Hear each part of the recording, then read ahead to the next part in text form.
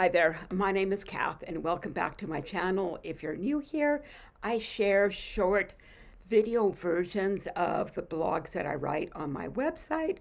I'm an author, I am somebody who loves Jesus with all of my heart, and I'm also someone who knows that God is speaking to his children today. And so let's see what God has to speak to you today.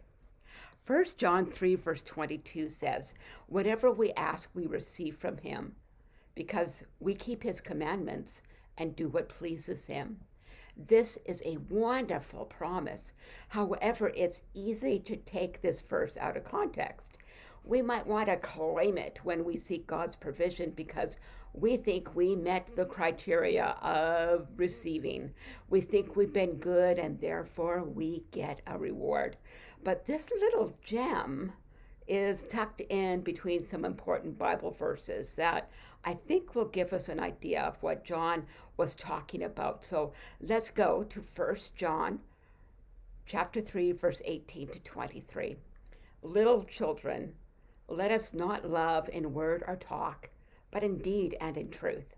By this we shall know that we are of the truth and reassure our hearts before him. Whenever our heart condemns us, God is greater than our heart and he knows everything. If our heart does not condemn us, we have confidence before God, and whatever we ask, we receive from him, because we keep his commandments and do what pleases him. And this is his commandment, that we believe in the name of his Son, Jesus Christ, and love one another, just as he commanded us. Whoever keeps his commandments abides in God, and God in him. So let's go back to verse 22. Whatever we ask, we receive from him, because we keep his commandments and do what pleases him. So according to John, what things please God? God's provision goes way beyond our needs. He provides us with supernatural grace to love and to forgive. John makes it quite clear that we are called to love one another, not just in word, but in actions. God instructs us to love in both deed and truth. And I am first to admit it's not always easy to love, especially those who have done harm to those I love.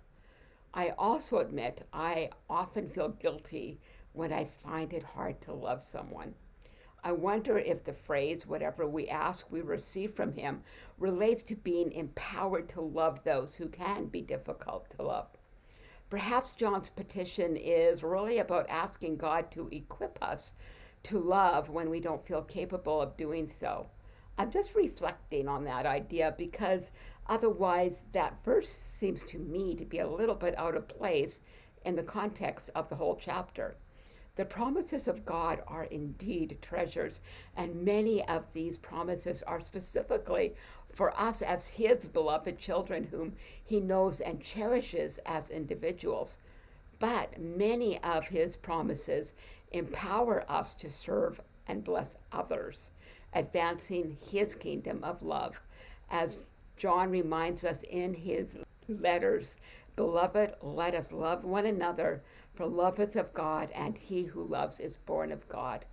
Love is a gift from God, and the more unconditional love we extend to others, even to those who we find difficult to love, the more God pours his love back into our hearts.